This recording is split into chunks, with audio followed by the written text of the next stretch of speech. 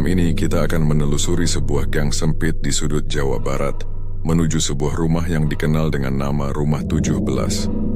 Dari luar, rumah ini tampak biasa saja.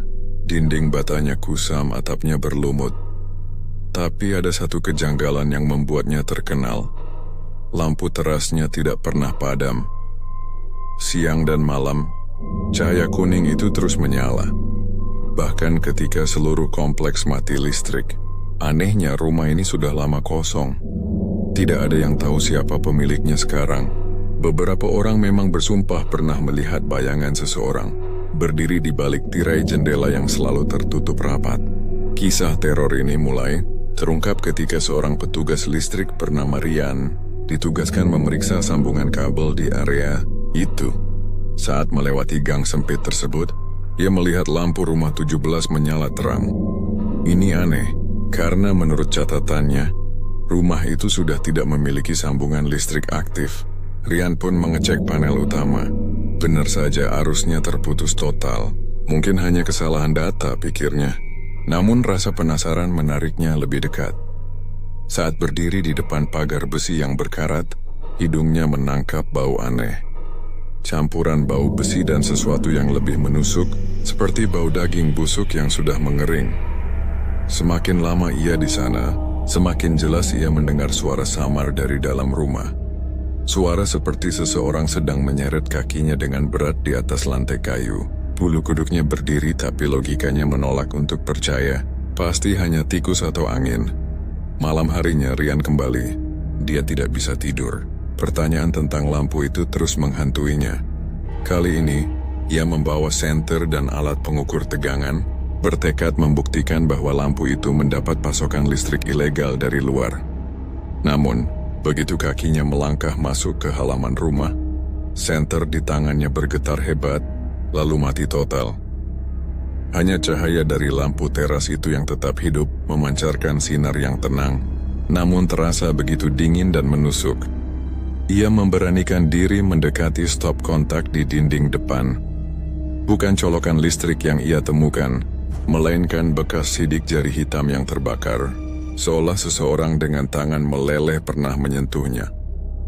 Dinding rumah itu terasa lembab dan dingin, persis seperti kulit mayat yang baru diangkat dari sungai. Matanya lalu tertuju pada pintu depan yang usang.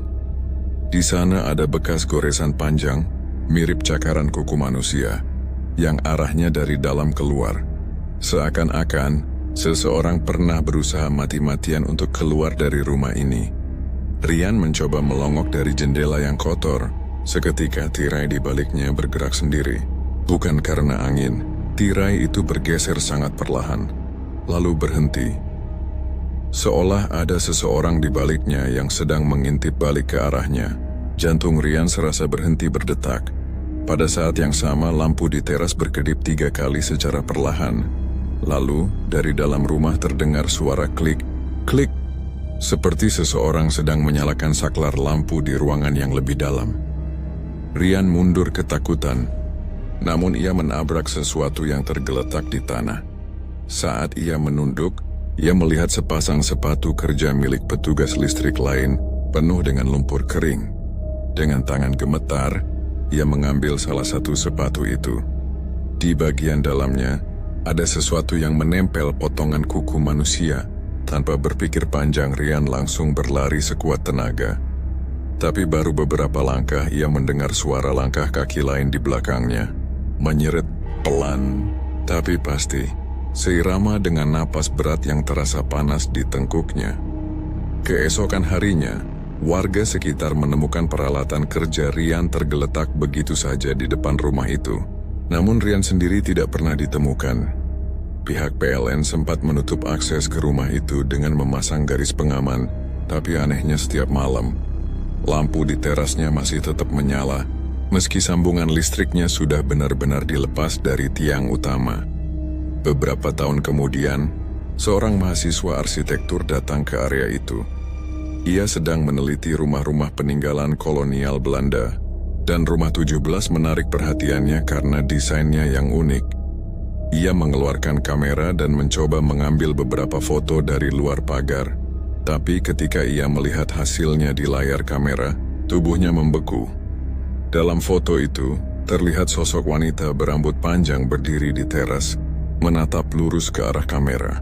Wajahnya tidak jelas, hanya tampak hitam gosong seperti habis terbakar.